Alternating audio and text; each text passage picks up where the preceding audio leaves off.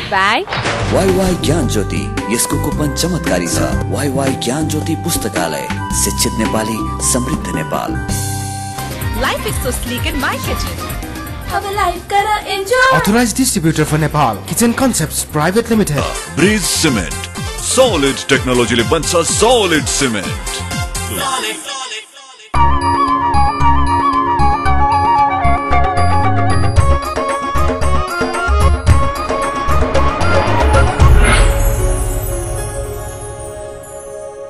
Himalaya television देख रहा सभी दर्शकों में मैं दयाराम अग्रवाल को प्यार भर्यो अभिवादन।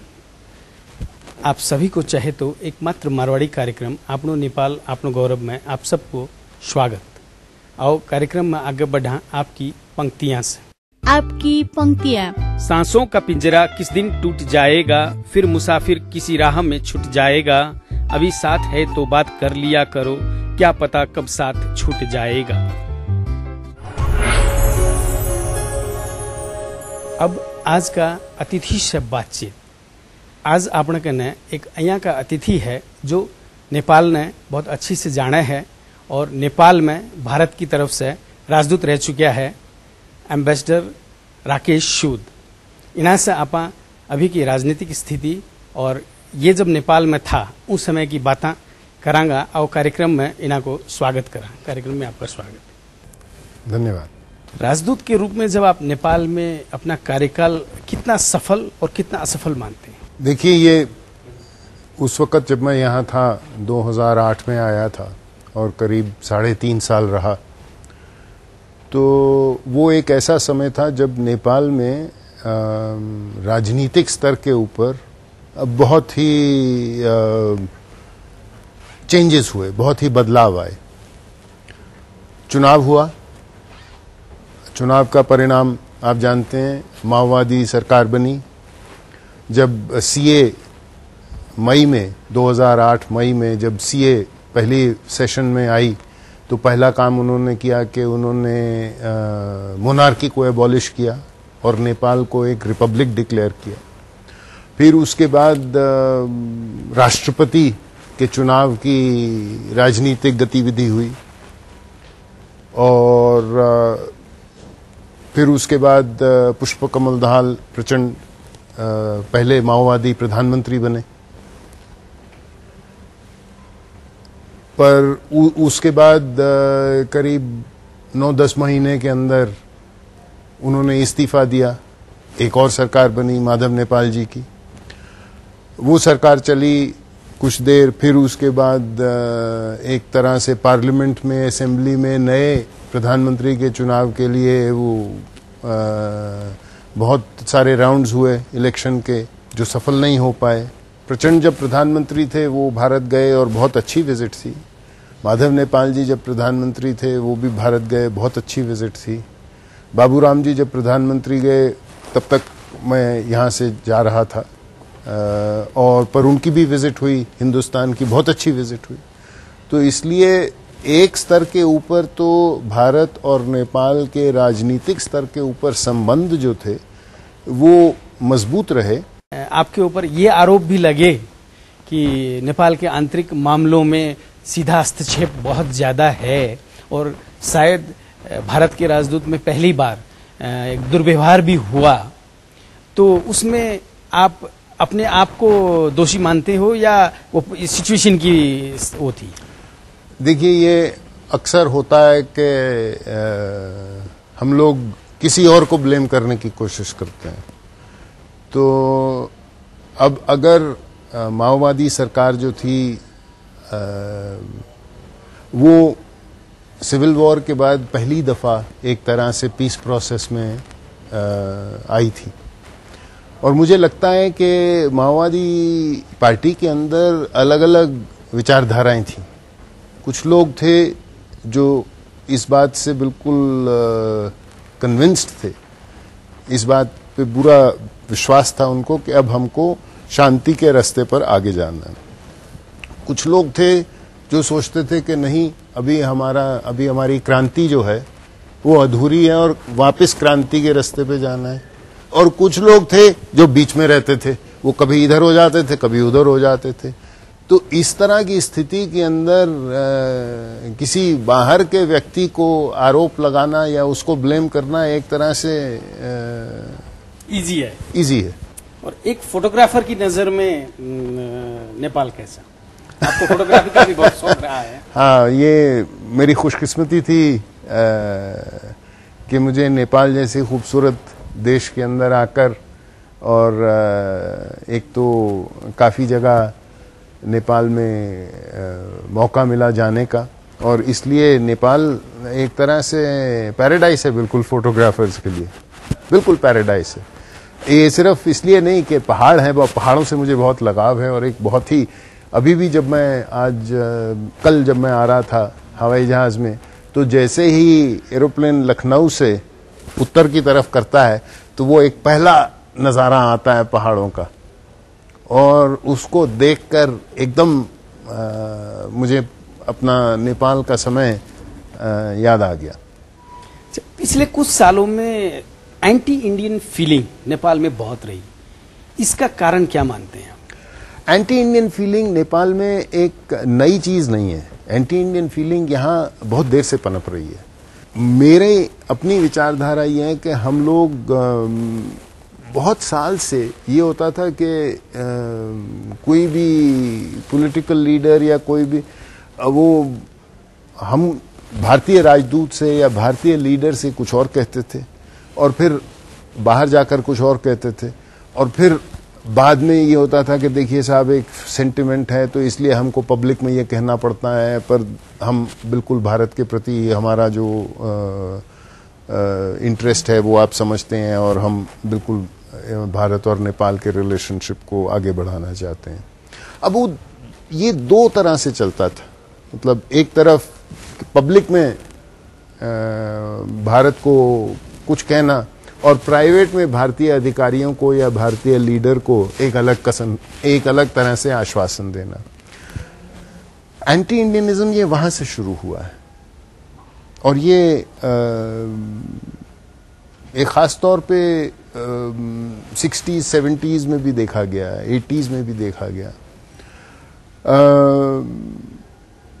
मुझे लगता है कि एंटी इंडियनिज्म, अब लोग कहते हैं कि जब प्राइम मिनिस्टर मोदी इधर आए तो जिस तरह उन्होंने यहाँ पे डायरेक्टली एक तरह से लोगों से एक रिलेशनशिप जोड़ा, जिस तरह उन्होंने असेंबली में स्पीच दी या जो भी उनके बाकी यहाँ पे प्रेस कॉन्फ्रेंसेस, और जिस तरह उन्होंने एक तरह से डायरेक्टली नेपाल के लोगों को संबोधित किया, चाहे वो अमीर लोग हैं, चाहे गरीब लोग हैं, चाहे पॉलिटिकल लीडर हैं, चाहे आम आदमी हैं, चाहे वो बिजनेसमैन हैं, या चाहे वो ट्रेडर हैं, चाहे वो पहाड़ के हैं या वो तराई के हैं, तो उससे काफ़ी हद तक लोगों में ये हुआ कि एक बात साफ हुई कि भारत क्या चाहता है, भारत का कोई एजेंडा है या नहीं। और मेरे ख्याल से जो कुछ उन्होंने संदेश दिया उससे लोगों के मन में एक विश्वास हुआ कि भारत का कोई इसमें कोई छुपा हुआ एजेंडा या अपना कोई एजेंडा नहीं है। हम लोगों के जो कुछ कंसर्न्स हैं वो लाजमी बात है, और इसीलिए मुझे लगता है कि हम लोगों की डिप्लोमेसी ऐसी होनी चाहिए कि हम लोग एक दूसरे से अपने जो कंसर्न्स हैं उनको खुलासा करके कह सकें, और रीजनेबल तरीके से आपस में ऐसे निर्णय लें जो एक दूसरे के कंसर्न्स का ख्याल रखें, ध्यान रखें, और एक म्यूचुअली एक्सेप्टेबल उसका सॉल्यूशन निकले, जो भी कोई मुद्दा हो। तो एक ओपन किस्म की डिप्लोमेसी जो है ना, एक ज्यादा ट्रांसपेरेंट और ओपन किस्म की डिप्लोमेसी मुझे लगता है आवश्यक है। तो मैं जब यहां था तो मैं कोशिश यही करता था कि जहां तक हो सके मैं साफ साफ बात करता था। जो मैं ओपनली कहता था, जो मैं पब्लिकली कहता था, वही मैं प्राइवेटली कहता था। तो मैं कभी उसके अंदर कोई फर्क करना जरूरी नहीं समझा। लेकिन आपने जो कहा ना कि मोदी जी जब आए, उन्होंने जिस तरीके से खुले रूप से बात को आगे रखा और उससे सेंटिमेंट में जो चेंज आया जी, उस चेंज को पहले वाले रिजिम क्यों नहीं ला सकी? देखिए, पहली चीज तो आपको ये समझनी चाहिए कि कोई अधिकारी, कोई एम्बेसडर के स्पीच देने से या प्राइम मिनिस्टर के स्पीच देने में एक बहुत बड़ा अंतर है। जरूर। ठीक है, एक राजनीतिक स्तर पे एक देश का लीडर और एक अधिकारी है, तो इसलिए उसके अंदर कभी इतना वो कभी इतना इंपॉर्टेंस नहीं उसको मिल सकती जो प्राइम मिनिस्टर जब खुद बोल रहा है तो उसको मिलती है। दूसरा, ये लगता है कि मोदी जी जब यहां आए तो मोदी जी स्वयं एक तरह से एक ऐतिहासिक जीत के बाद यहां आए। भारत में आप देखिए, भारत के अंदर पिछले 20 साल से जो भी चुनाव हुए हैं उसमें हमेशा कोalition सरकारें बनी। पिछली बार जब एब्सोल्यूट मेजॉरिटी मिली थी किसी सरकार को तो वो 1984 में जब राजीव गांधी प्रधानमंत्री बने थे तब मिली थी। वो मिसेस इंदिरा गांधी की हत्या हुई थी, उसके बाद जो चुनाव हुआ तो उसमें एक बहुत स्ट्रांग सिंपैथी वेव थी। उसके बाद जो भी चुनाव हुए हैं वो कोalition गवर्नमेंट्स बनी। अच्छा, मोदी जी का जो चुनाव था 2014 का, जो भारत का चुनाव था, उसमें एक तरह से वो चीज बदल गई और एक स्ट्रांग लीडर के रूप में मोदी जी उभर के आए। तो इसलिए एक नया कॉन्फिडेंस आता है उससे। तो लाजमी बात है कि उस तरह से। अच्छा, तीसरी बात यह है कि मोदी जी ये तो सब जानते हैं कि मोदी जी जो हैं वो एक बहुत ही प्रभावशाली ओरेटर हैं। वो स्पीच देने का जो उनका स्टाइल है, जो स्पीच देने का उनका हुनर है, वो हमने देखा है इलेक्शन में जिस तरह वो स्पीच देते थे और उसका क्या इम्पैक्ट होता था। तो वो एक पॉलिटिशियन है, वो कम्युनिकेट करना जानते हैं और वो इफेक्टिवली, ये उनकी ताकत है और वो इफेक्टिवली इसको इस्तेमाल कर सकते हैं। और इसी वजह से वो उनकी इलेक्शन विक्ट्री जो थी, मैंने कहा आपसे, ऐतिहासिक जीत थी। तो इसलिए अब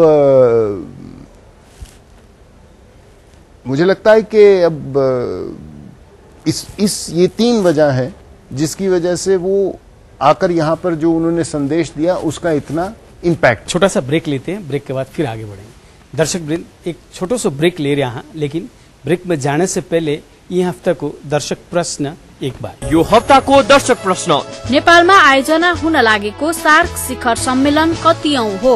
अप्सन ए 18औं, अप्सन बी 17औं, अप्सन सी 19औं र अप्सन डी 16औं। दिएका अप्सनहरू मध्ये एन टाइप गरी स्पेस दिनुहोस् र एबीसी वा डी मध्ये कुनै एक टाइप गरी 4004 मा एसएमएस गर्नुहोस् र विजेता भई पाउनुहोस् आकर्षक उपहार। प्रत्येक हप्ता 5 जनालाई वाइवाई को gift hamper, colours mobile x factor star प्रत्येक 2 हप्तामा 1 जनालाई र सीजी को इंडक्शन कुकर प्रत्येक महीना 1 जनालाई। विभिन्न विशेषता भएको आईएफपी को माइक्रोवेभ ओभन प्रत्येक महीना 1 जनालाई पनि। विजेताको नाम आउँदो शनिबार बिहान 10:15 बजे आफ्नो नेपाल आफ्नो गौरवमा घोषणा गरिनेछ। Brought to you by WaiWai ज्ञान ज्योति, यसको कुपन चमत्कारी छ। वाईवाई ज्ञान ज्योति पुस्तकालय, शिक्षित नेपाली, समृद्ध Nepal. Life is so sleek in my kitchen. अब लाइफ करा enjoy. Authorized distributor for Nepal, Kitchen Concepts Private Limited. Bridge cement, solid टेक्नोलोजीले बन्छ सॉलिड सिमेन्ट।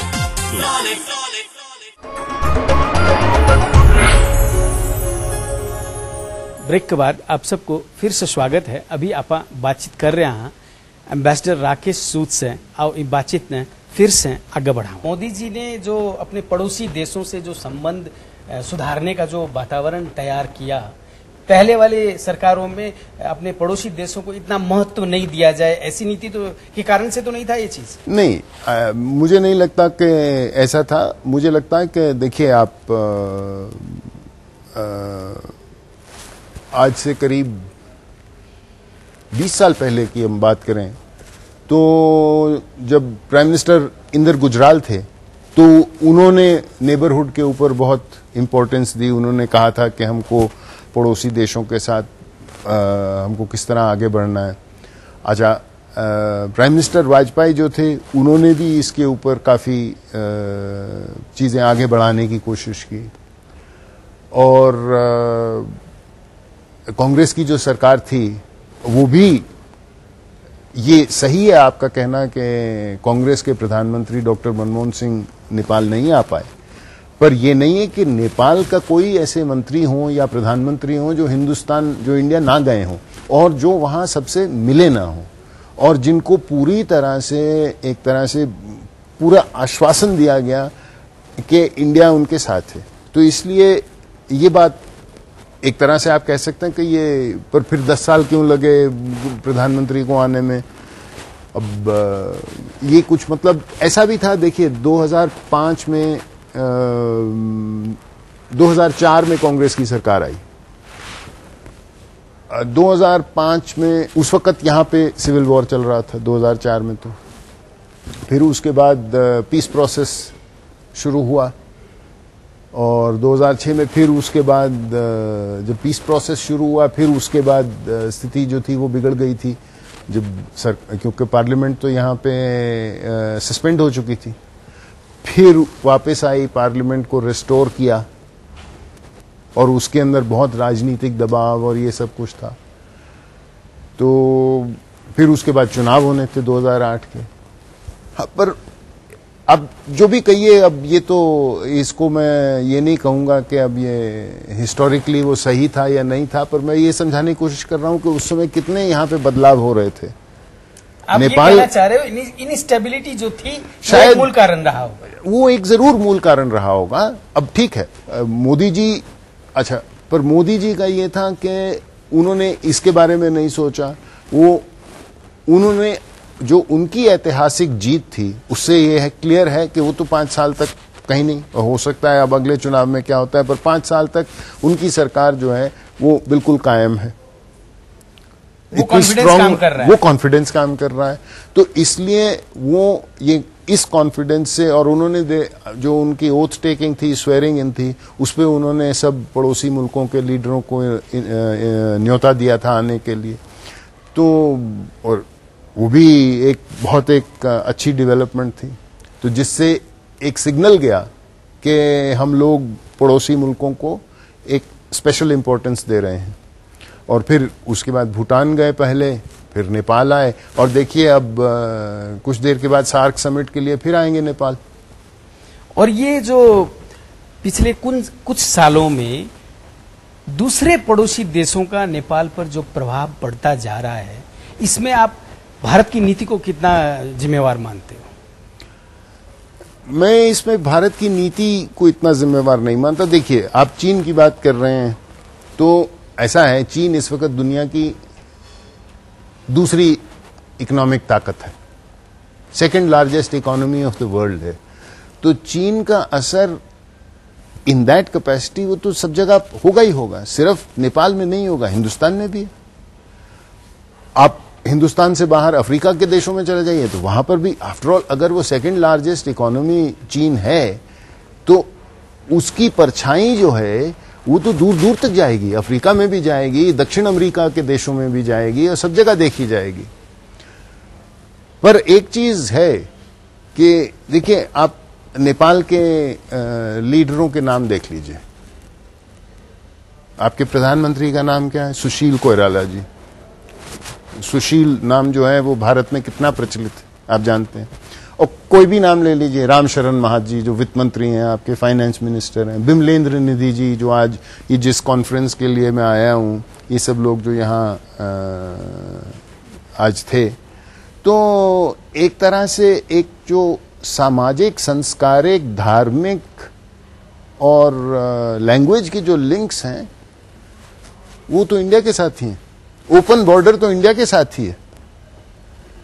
मतलब अगर विवाह शादी की बात होती है तो वो तो भारतीय परिवारों के साथ ही होती है, लेकिन वो और प्रभाव खाते भी हम दाल भात ही हैं। तो इसलिए मुझे लगता है कि चीन का एक प्रभाव स्वाभाविक है, क्योंकि वो एक तरह से इतना बड़ा इकोनॉमिक पावर बन के उभरा है। तो इसलिए उसका वो प्रभाव जो है इकोनॉमिक पावर के तौर पे, तो मान लीजिए आज आप हाइडल प्रोजेक्ट खड़ा करते हैं, उसके लिए आपको मशीनरी खरीदनी है, तो आप कहाँ से खरीदेंगे? आप वहीं से खरीदेंगे जहां से आपको सबसे अच्छे दाम पे अच्छी क्वालिटी की मशीनरी मिलेगी। और अगर आपको चीन से मिलेगी आज, क्योंकि चीन की आज एक मैन्युफैक्चरिंग इंडस्ट्री है, सब लोग जानते हैं कि China has become the factory of the world, तो अब उसमें कोई क्या कर सकता है? आप ये कहना चाहते हो स्वाभाविक है? एक तरह से उनका जैसे जैसे उनकी आर्थिक वृद्धि हुई है, उनका आर्थिक वेट जो है वो बढ़ा है। छोटा सा ब्रेक लेते हैं, ब्रेक के बाद फिर आगे बढ़ेंगे। दर्शक वृंद, एक छोटो सो ब्रेक ले रहे हैं, लेकिन ब्रेक में जाने से पहले यी हप्ताको दर्शक प्रश्न एक बार। यो हप्ताको दर्शक प्रश्न, नेपालमा आयोजना हुन लागेको सार्क शिखर सम्मेलन कतिऔं हो? अप्सन ए 18औं, अप्सन बी 17औं, अप्सन सी 19औं र अप्सन डी 16औं।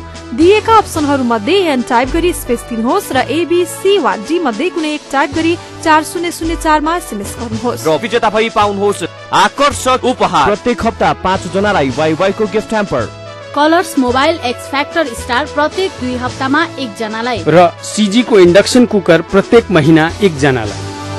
विभिन्न विशेषता भएको आईएफपी को माइक्रोवेभ ओभन प्रत्येक महिना 1 जनालाई पनि। विजेताको नाम आउँदो शनिबार बिहान 10:15 बजे आफ्नो नेपाल आफ्नो गौरवमा घोषणा गरिनेछ। Brought to you by WaiWai ज्ञान ज्योति, यसको कुपन चमत्कारी छ। वाईवाई ज्ञान ज्योति पुस्तकालय, शिक्षित नेपाली समृद्ध Nepal. Life is so sleek in my kitchen. अब लाइफ करा enjoy. Authorized distributor for Nepal, Kitchen Concepts Private Limited. Bridge cement, solid टेक्नोलोजीले बन्छ सॉलिड सिमेन्ट।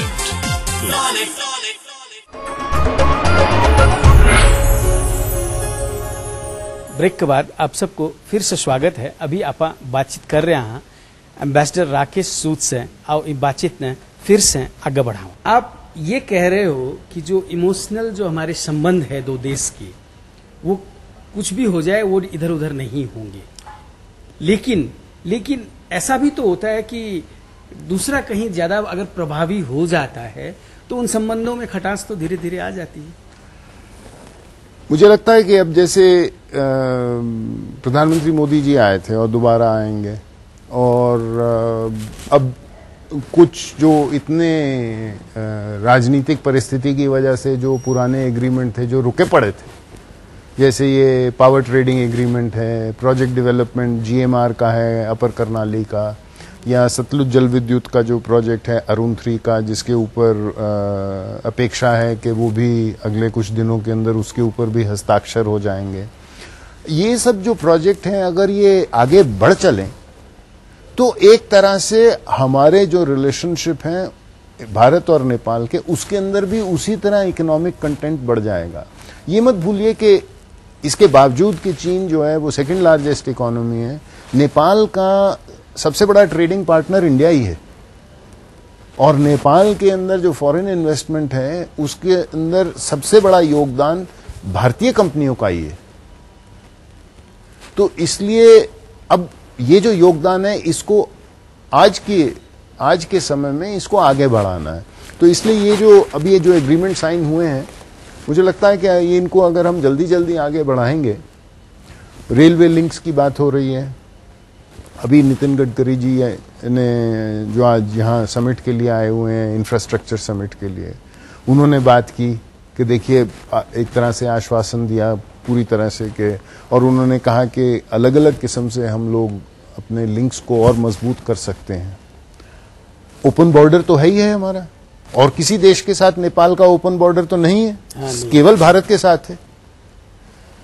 और अब अगर उसके अंदर हम अपना इंफ्रास्ट्रक्चर, बॉर्डर इंफ्रास्ट्रक्चर जो है उसको बढ़ाते हैं, इंटीग्रेटेड चेक पोस्ट जो बहुत देर से रुके पड़े हैं क्योंकि नेपाल के साइड में लैंड एक्विजिशन नहीं हो पाया, वो अगर आगे बढ़ता है और इंटीग्रेटेड चेक पोस्ट बनते हैं। ऑयल पाइपलाइन है रक्सौल अमलेखगंज की, वो रुकी पड़ी है, अब उसके ऊपर बातचीत हो रही है, उसको आगे बढ़ाया जाता है।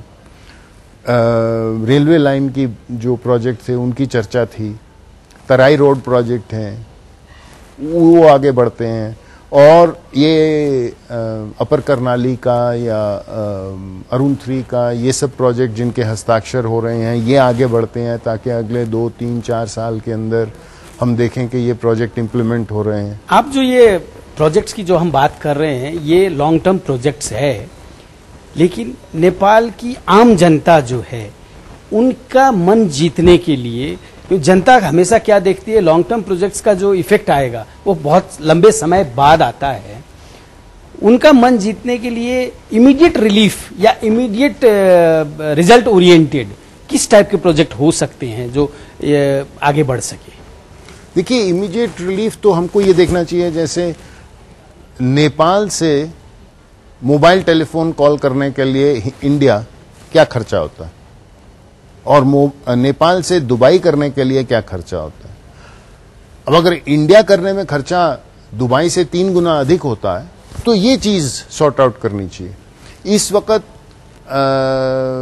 कितने नेपाली लोग हैं जो भारत में काम करते हैं, कोई छोटा काम बड़ा काम जिस तरह भी, कई लोग हैं, उनकी तादाद कहना मुश्किल है, पर आम तौर पे कहा जाता है कि शायद 55-60 लाख लोग होंगे नेपाल के जो इंडिया में नौकरी करते हैं, अपनी रोजी रोटी कमाते हैं।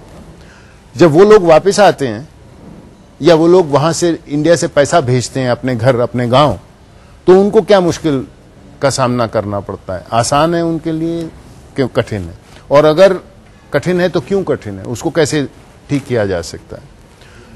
अगर वो अपने घर फोन करते हैं तो वो उनको कितना पैसा लगता है वो फोन करने में? मोबाइल फोन तो आजकल हर एक के पास है, इंडिया में भी और नेपाल में भी।